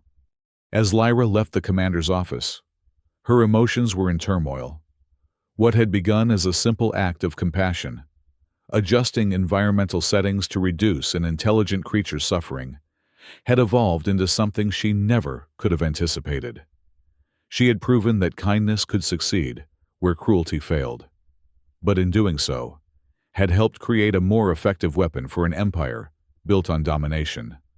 The question that haunted her as she returned to her quarters was whether connection forged for the wrong reasons was still better than no connection at all. For the Shadow Moor, for Shadar, she had no doubt that their bond had improved its existence, reduced its suffering, recognized its intelligence and sentience in ways the Empire's pain conditioning never would have. But as that approach was scaled across more captured creatures, more human handlers trained to form bonds for military purposes, the ethical complexities multiplied. She had become not just an advocate for a different methodology, but the architect of a new kind of weaponization, one that recognized sentience specifically to exploit it. As she prepared for her final sessions before the transfer, Lyra resolved to use her new position to continue advocating for the welfare of all Shadow Moors in the program, to establish ethical guidelines that the Empire might accept for pragmatic, if not moral reasons, and most importantly, to maintain the genuine connection she had formed with Shadar, a connection that had transformed both their lives in ways neither the Empire nor she herself had ever anticipated. 6 months later, on a bright morning in the new research facility on Vorak Prime, Lyra stood at the edge of the expansive exercise yard, watching Shadar execute a complex obstacle course. The shadow moor moved with fluid grace, its powerful limbs propelling it over barriers, through narrow passages, and across challenging terrain features. But what impressed observers most wasn't its physical prowess, impressive as that was, but the obvious enjoyment the creature took in the activity. Shadar's bioluminescence pulsed in patterns that Lyra had documented as expressing pleasure and engagement. After completing a particularly challenging section, it paused to look toward her position, sensory ridges rippling in what she now recognized as the equivalent of a smile. "Well done," she called, using both verbal praise and their established vocalization for strong approval. Shadar's response was immediate, a ripple of silver light across its sensory ridges, and a resonant vocalization that they had developed to express mutual satisfaction. As the shadow moor completed the course and approached the observation platform where Lyra stood, a small crowd of program personnel watched with varying degrees of amazement and unease. 6 months into the expanded program, the results of her conditioning approach remained mixed across the different specimens and handlers. Some shadow moors had formed strong bonds with their assigned human specialists, displaying cooperation and communication similar to what she had achieved with Shadar. Others remained resistant or showed only minimal engagement, particularly those that had experienced extensive pain conditioning before the program's methodology shift. "Specialist Park," a voice called from behind her. She turned to find Administrator Quelmuth, the civilian overseer of the expanded program, approaching with his ever-present datapad. "Impressive performance as always from Alpha Specimen."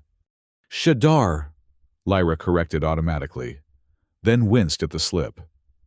She had been careful to use official designations in formal contexts, keeping the Shadow Moor's self-designation for their private sessions. Quelmuth's eyebrows rose slightly, but he didn't comment on her use of the name.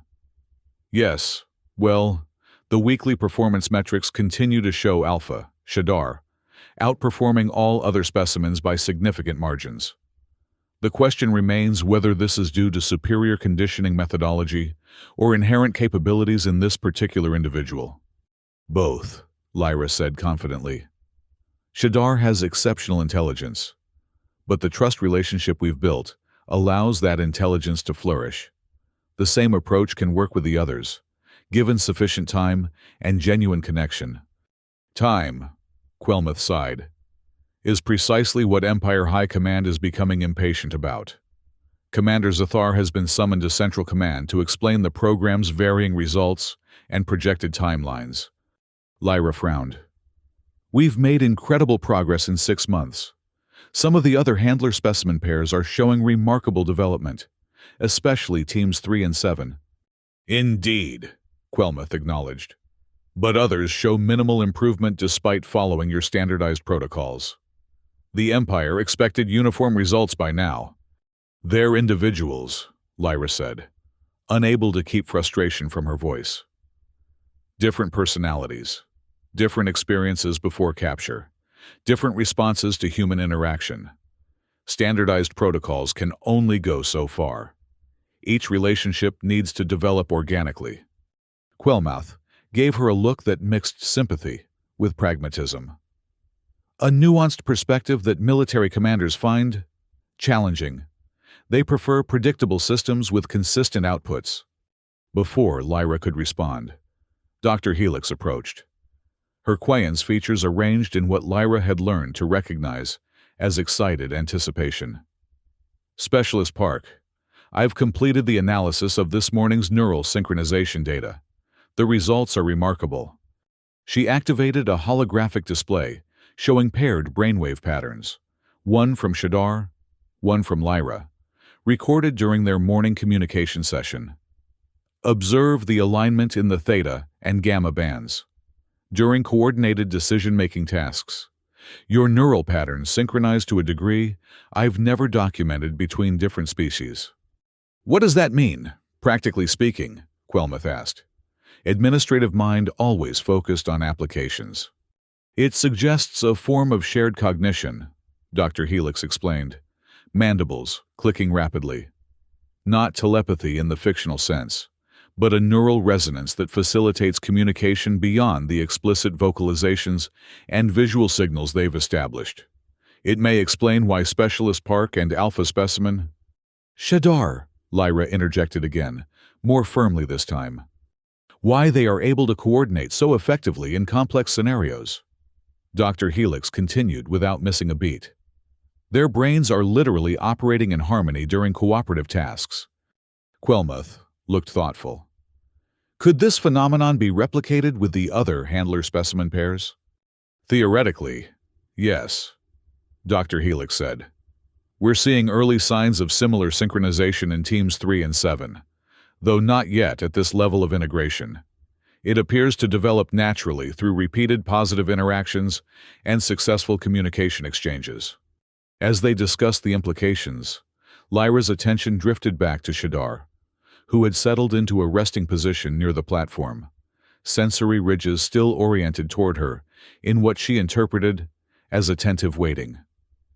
The creature's bioluminescence pulsed in a pattern she recognized as contentment, a far cry from the distressed, defensive being she had first encountered in that stark containment chamber.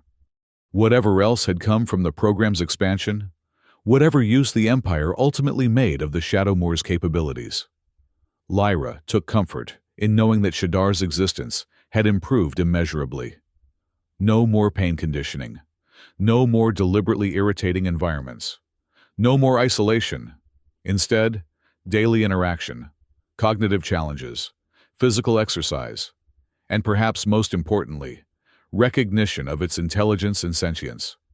When Quelmuth and Dr. Helix moved on to inspect other training areas, Lyra approached the edge of the platform where Shadar waited.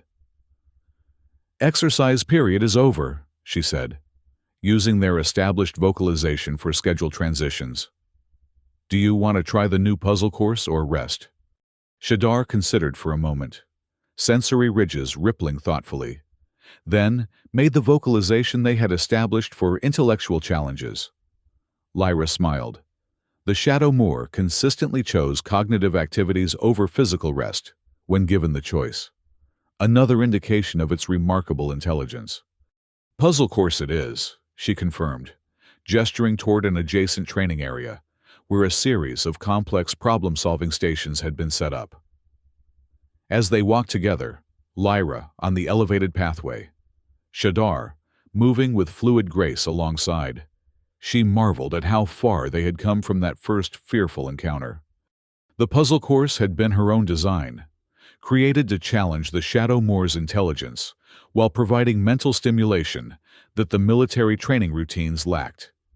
It featured everything from three-dimensional spatial reasoning problems to sequential logic challenges, each designed to be solved through different applications of the Shadowmoor's unique sensory and physical capabilities. Shadar approached the first station with evident enthusiasm. Sensory ridges extended and bioluminescence pulsing in the pattern Lyra had come to associate with intellectual engagement. The challenge involved manipulating a series of interlocking components to release a food reward, simple in concept, but requiring precise coordination of the creature's different limbs. As Shadar worked through the puzzle, Lyra found herself reflecting on Dr. Helix's neural synchronization findings. The idea that their brains were operating in harmony during shared tasks explained so much about their growing ability to communicate without explicit signals.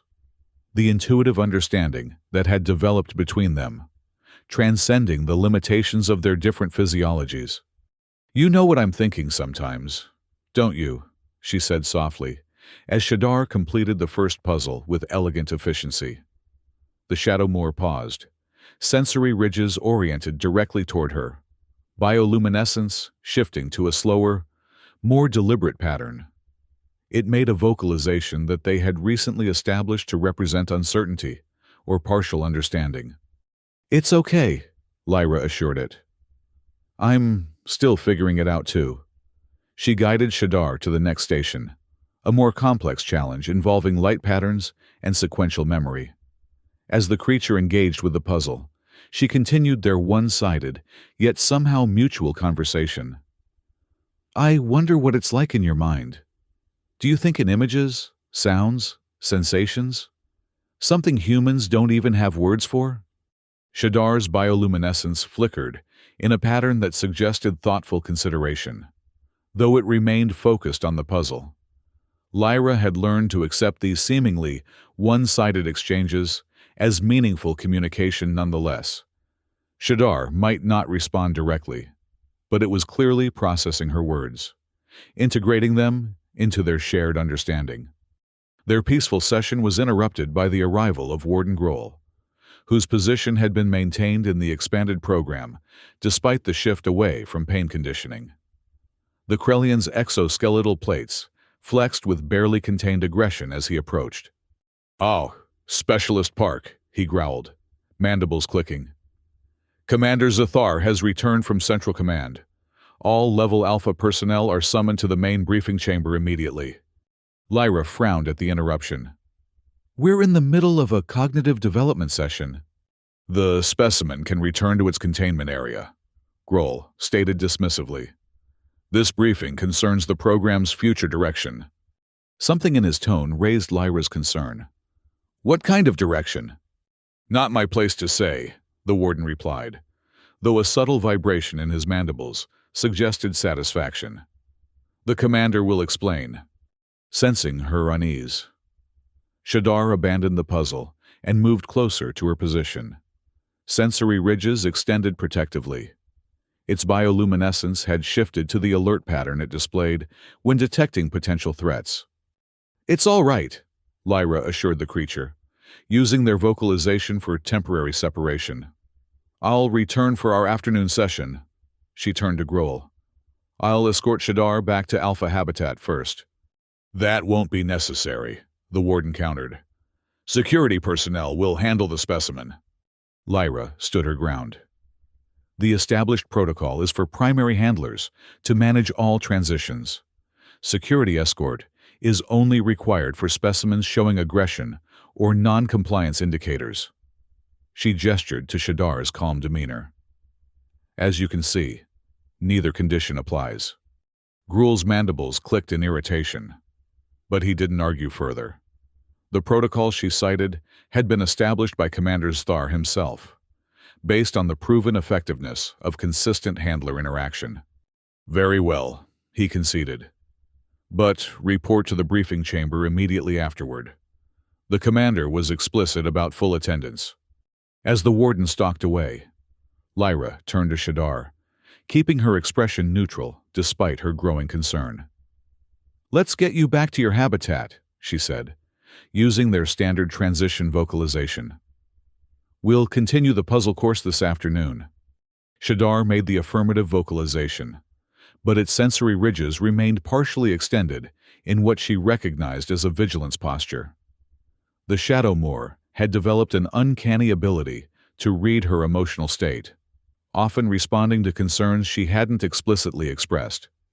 "Everything's fine," she assured it, though she wasn't entirely convinced herself. Something about Grohl's manner suggested changes were coming, changes the Krellian approved of, which rarely boded well for the more compassionate aspects of the program. After settling Shadar in its habitat, now a spacious environment with variable terrain features, climbing structures, and environmental enrichment that would have been unimaginable in the original containment pit, Lyra hurried to the main briefing chamber. The large amphitheater was already filled with program personnel, an unusual gathering that included not just the research teams, but also military officers, security staff, and administrative personnel. Commander Zathar stood on the central platform, his tall frame rigid with Vorak formality. Beside him was a figure Lyra didn't recognize, another Vorak, but wearing the distinctive midnight blue uniform with gold insignia that marked the highest echelons of Empire Command. "Attention," Zathar announced, as the last personnel took their places.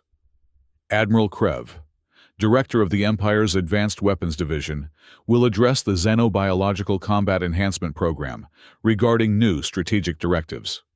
Admiral Krev stepped forward, his pale, angular face betraying no emotion as he surveyed the assembled staff.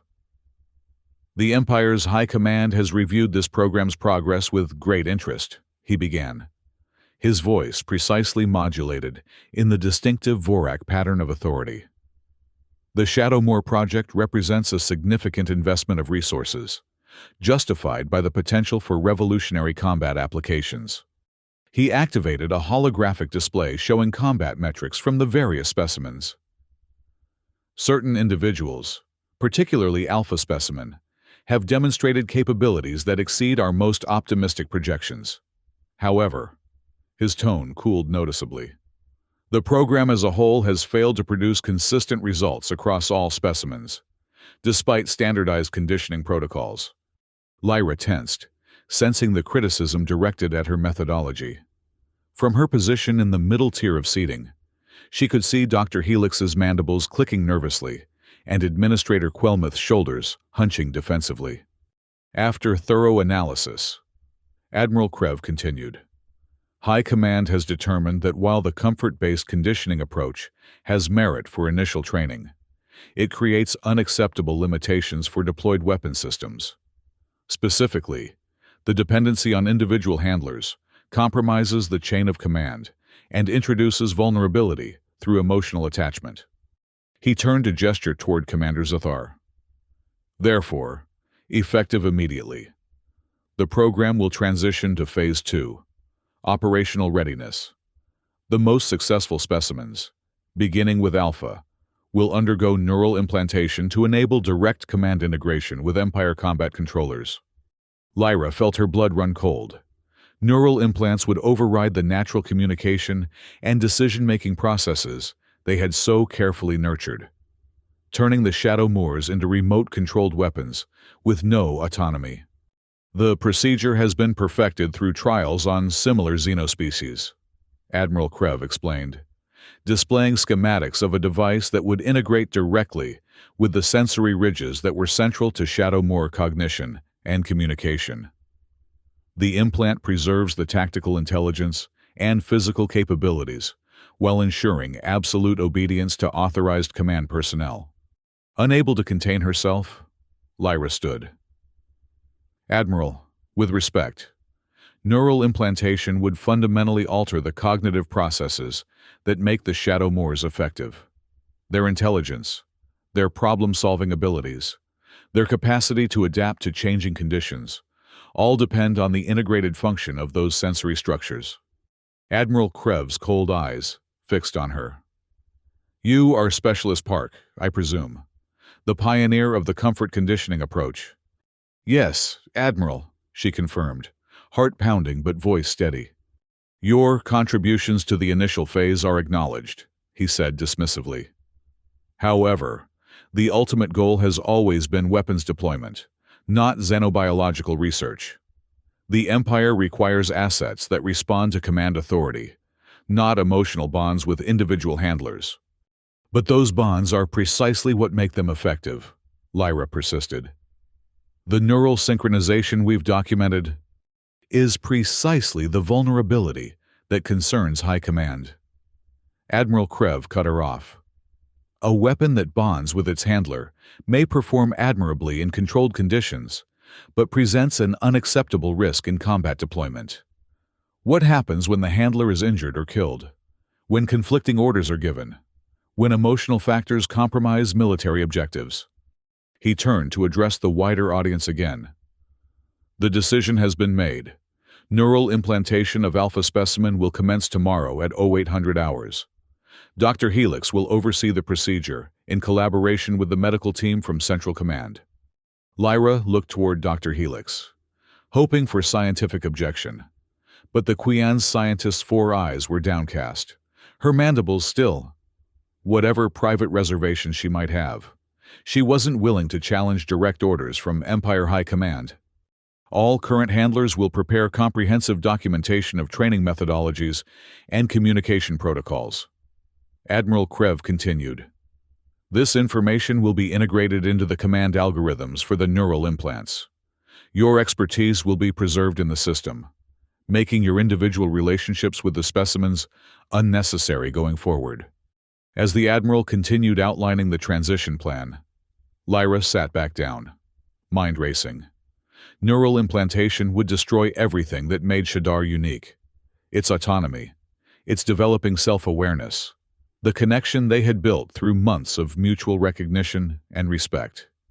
It would transform an intelligent, sentient being into a biological machine, controlled by Empire commanders who saw it only as a weapon.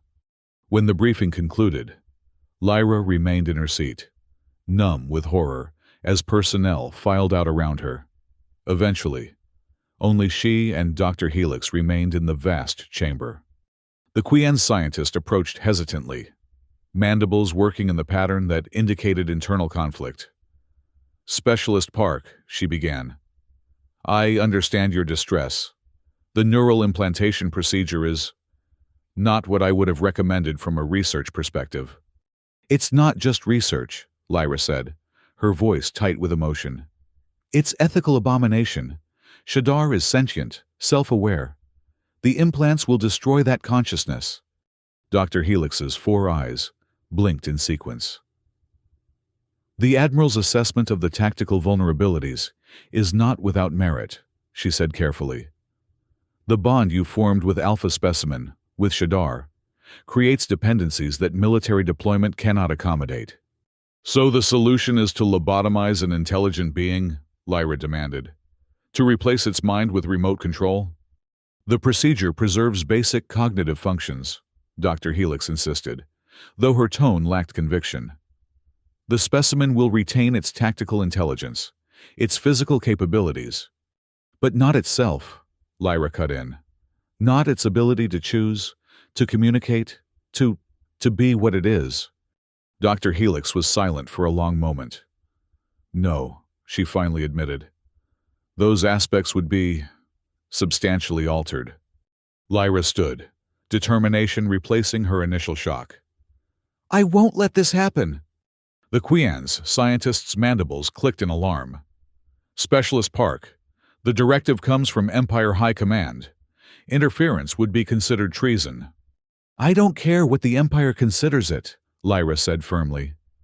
"What they're planning is wrong. You know it's wrong. Dr. Helix, your research has documented Shadar's intelligence, its emotional responses, its capacity for connection. How can you participate in destroying that?" Dr. Helix's compound eyes focused on the floor. "I have my orders," she said quietly. "As do you."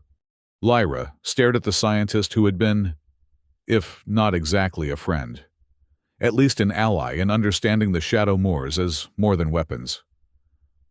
"Orders don't make something right. Doctor, science should illuminate truth, not enable atrocity."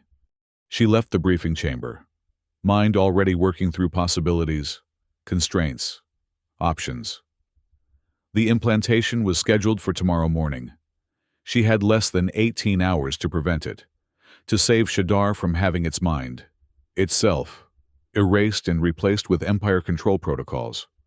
What she was contemplating was beyond unauthorized environmental adjustments or restraint tampering.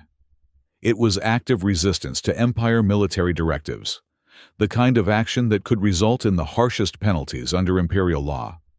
But as she walked through the facility's corridors toward her quarters, Lyra found her fear overshadowed by a deeper conviction. She had helped create the connection that had made Shadar valuable to the Empire as a weapon. She couldn't now stand by while that same intelligence was destroyed in the name of military control. In her quarters, Lyra carefully reviewed the facility's security protocols, the Shadow Moor habitat systems, and her own access credentials. As lead conditional response specialist, she had high-level access to most research areas, including Shadar's habitat. But moving a 3-meter-tall apex predator out of a secure military facility would require more than just access codes. It would require Shadar's cooperation, trust, and understanding of a plan more complex than anything they had attempted in their training sessions. It would require risking everything on the bond they had formed, a bond the Empire saw as a vulnerability, but which Lyra now recognized as their only hope. As night fell over the research facility, Lyra made her decision. Accessing her terminal, She began systematically gathering the information she would need, planning a sequence of actions that would either save Shadar or condemn them both. The facility's night cycle brought reduced staffing and dimmed lighting, creating an atmosphere of quiet efficiency rather than the daytime bustle. Lyra's status as lead specialist meant her movements raised few questions, even at unusual hours. The security officers nodded respectfully as she passed checkpoints. Her explanation of final cognitive assessment before tomorrow's procedure accepted without suspicion. Shadar's habitat was monitored, of course, but Lyra's authorization allowed her to temporarily suspend standard recording protocols for specialized testing. It was a privilege she had used legitimately many times to eliminate external stimuli during sensitive communication experiments. Tonight, it would serve a different purpose. When she entered the habitat, Shadar was in its rest position, but immediately rose at her arrival, sensory ridges extending in recognition. Its bioluminescence pulsed in a pattern of greeting tinged with curiosity at her unusual timing. "Hello, Shadar," Lyra said softly, using both their vocalization and the Shadow Moor's self-designation. "We need to talk."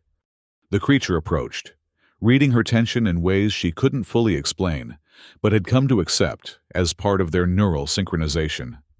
Its own bioluminescence shifted to a pattern of alert attention. "Tomorrow they're planning to install a device in your sensory ridges," she explained, using their established vocalizations for danger and change, while pointing to the creature's head. "It would let them control you directly. Take away your choice, yourself." Shadar went very still, sensory ridges fully extended. Then, it made a vocalization they had established for strong negation, rejection, or refusal. "I agree," Lyra said, heart aching at the creature's immediate understanding of the threat. "That's why I'm here. To prevent it." She hesitated, then added, "But it means leaving this place. Forever. And it will be dangerous." The Shadow Moor's bioluminescence pulsed rapidly, processing this information. Then, with deliberate movement, it extended one of its sensory limbs toward her, the same gesture of connection they had first shared months ago in the original containment chamber. Lyra reached out, touching the limb gently. "Together, then," she whispered. "I have a plan, but you'll need to trust me completely and follow my instructions exactly." Shadar made the vocalization for affirmation, its bioluminescence settling into the steady pattern that indicated focused determination, the same pattern it displayed during their most challenging training exercises. Lyra outlined her plan using their established communication system, supplemented by gestures and sketches on her datapad. The Shadow Moor's intelligence showed in its rapid comprehension, its sensory ridges rippling in patterns that suggested it was considering variables, potential obstacles, alternative approaches. When she finished explaining, Shadar made a series of vocalizations and bioluminescent patterns that Lyra interpreted as not just agreement, but improvement, suggesting modifications to her plan that utilized its unique capabilities more effectively. "You're right," she acknowledged, adjusting her timeline. "That's better." The Shadow Moor's tactical intelligence continued to impress her, even now, when everything was at stake. With their plan established, Lyra began the first phase, accessing the habitat's environmental controls through her authorization codes and initiating what appeared to be a standard maintenance cycle. In reality, she was creating a systematic shutdown of the habitat's security features, disguised as routine system diagnostics. "When the outer door opens," she told Shadar, using their established signals for timing and movement, "we'll have exactly 3 minutes to reach the transport bay before automatic alerts are triggered. You'll need to move quickly, but silently." The Shadow Moor's bioluminescence pulsed once in acknowledgement. It had arranged its 6 limbs in the configuration they had practiced for stealth movement, a challenging posture that minimized sound while maintaining speed. Lyra checked her wrist terminal one last time, confirming that the security patrol schedules matched her projections. Then, she took a deep breath and entered the final command sequence. "Now," she whispered as the habitat's outer door slid open. Shadar moved with breathtaking grace, its massive body flowing through the doorway in near silence despite its size. Lyra followed, heart pounding as they entered the dimly lit corridor. The creature matched its pace to hers, sensory ridges constantly scanning for potential threats as they moved toward the transport bay. The first checkpoint required Lyra's biometric confirmation, which she provided with practiced calm despite her internal turmoil. The second required careful timing to avoid a security patrol, a tense moment where they waited in shadows as Krellian guards passed within meters of their position. When they reached the transport bay, Lyra's codes again provided access. But now came the most dangerous part of their plan. The bay housed various vehicles used for moving equipment and specimens between facilities, including a terrain transport designed for off-station expeditions into Vorak Prime's harsh landscape. "That one," Lyra whispered, pointing to a heavy-duty transport with enclosed cargo space, large enough to accommodate Shadar's frame. "I'll need 2 minutes to override the launch protocols." As she worked at the vehicle's control panel, Shadar positioned itself as lookout, sensory ridges extended to maximum sensitivity. The creature's ability to detect approaching personnel through subtle air movements and thermal variations gave them precious seconds of warning if anyone approached. The transport systems yielded to Lyra's specialist access codes, though the unauthorized activation would eventually trigger alerts. She quickly programmed a course away from the facility, toward the remote wilderness areas where Vorak Prime's dense forests provided natural cover. "It's ready," she told Shadar, opening the cargo compartment. "Get in. It will be uncomfortable, but we only need to get beyond the facility perimeter." The Shadowmoor folded its powerful limbs, compressing its frame to fit into the confined space with remarkable flexibility. Lyra secured the compartment, then moved to the transport's pilot position, activating the drive systems. The bay doors opened automatically in response to the vehicle's activation, revealing the pre-dawn darkness outside the facility. Lyra guided the transport through the opening, keeping its speed within normal parameters to avoid triggering movement alerts. They were halfway to the perimeter when alarms began blaring throughout the facility. Someone had discovered either Shadar's empty habitat or the unauthorized transport activation. Either way, their escape was now known. "Hold on," Lyra called to Shadar through the internal communication system. "We need to move faster now." She accelerated the transport to maximum speed, abandoning stealth for raw velocity. The perimeter fence loomed ahead, its energy field designed to contain even the most powerful specimens. But Lyra had studied its weaknesses, the drainage culverts that passed beneath it, allowing runoff from the facility to flow into the surrounding landscape. Guiding the transport toward the largest culvert, she braced for impact.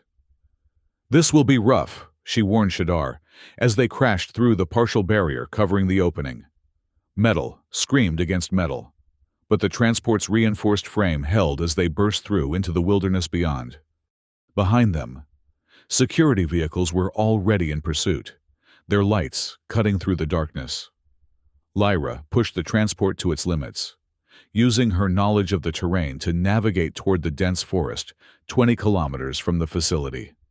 "We need to abandon the transport soon," she told Shadar through the comm system. "They can track it. Once we reach the forest edge, we'll continue on foot." The Shadowmoor made the vocalization for affirmation, adding the sound they had established for confidence or certainty. Despite everything, Lyra found herself smiling at the creature's unshakable trust in their partnership. When they reached the forest's edge, Lyra brought the transport to a halt, quickly gathering the emergency supplies she had stashed aboard before opening the cargo compartment. Shadar emerged with fluid grace, immediately orienting itself to their new surroundings. Sensory ridges extended to gather environmental information. "The forest will slow their pursuit vehicles," Lyra explained, shouldering her pack. And your natural abilities are suited to this environment. We need to put as much distance as possible between us and the facility before full daylight." Shadar made a vocalization she hadn't heard before, followed by a gesture toward itself. Then Lyra. Then a movement suggesting carrying or transportation. "You want to carry me?" Lyra interpreted, surprised. The Shadowmoor's bioluminescence pulsed in affirmation. It lowered its body, presenting its back in a clear invitation.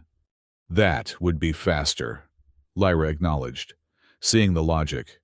Her human pace would indeed limit their progress compared to Shadar's natural speed. With only slight hesitation, she climbed onto the creature's back, finding secure handholds among its armored plates. Once she was positioned, Shadar rose and began moving through the forest with astonishing speed and agility. Its 6 limbs navigated the difficult terrain with ease, sensory ridges guiding it through darkness that would have blinded Lyra.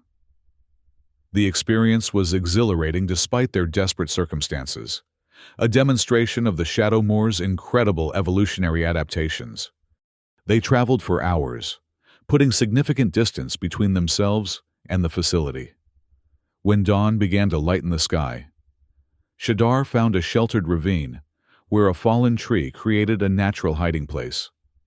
They took refuge there, both needing rest after the intensity of their escape. As they settled into their temporary haven, Lyra found herself overwhelmed by the magnitude of what they had done and what lay ahead. They had escaped the immediate threat of neural implantation, but now faced life as fugitives from the Empire, one of the most powerful military forces in the galaxy. "I don't know if we did the right thing," she admitted softly to Shadar, who rested beside her, sensory ridges still partially extended in vigilance. "But I couldn't let them take away who you are."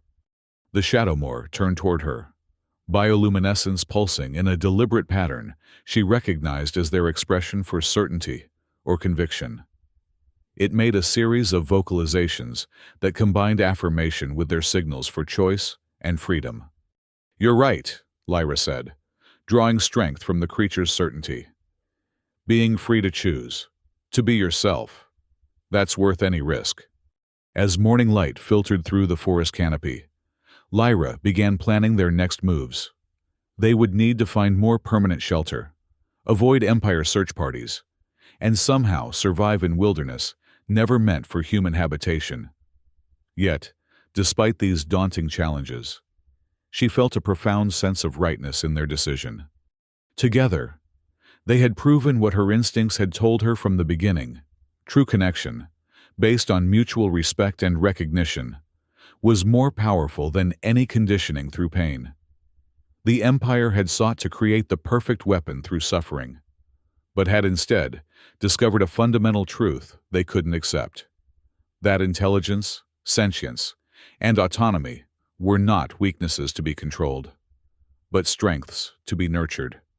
As Shadar's bioluminescence settled into the peaceful pattern of rest, Lyra allowed herself to hope that their escape might eventually mean more than just freedom for one Shadowmoor and one human. Perhaps someday, their story would help change the Empire's understanding of strength itself, demonstrating that the greatest power comes not from domination, but from connection. For now, though, they had each other, and the open wilderness ahead, a future uncertain but free, built on a bond formed when a maintenance specialist had once made a simple choice for kindness in a world built on cruelty.